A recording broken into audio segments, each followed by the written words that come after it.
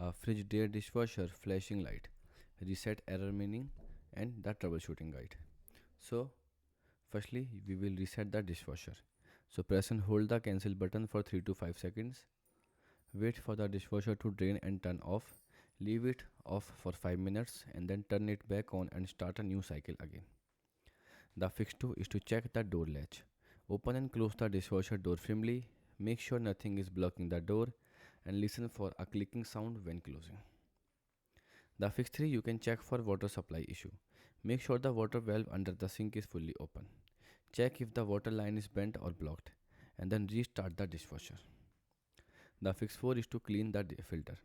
Remove the bottom rack, twist and remove the filter at the bottom, wash it under running water and put it back properly and close it tightly. The fix 5, you can check for drain problem. Check if there is a standard water inside. Inspect the drain hose under the sink.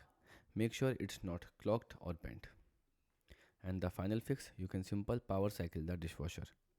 Turn off the dishwasher, unplug it or turn off the circuit breaker, wait for 10 minutes and then restore power and test it again. So these are the steps that can help you to fix this problem. Goodbye.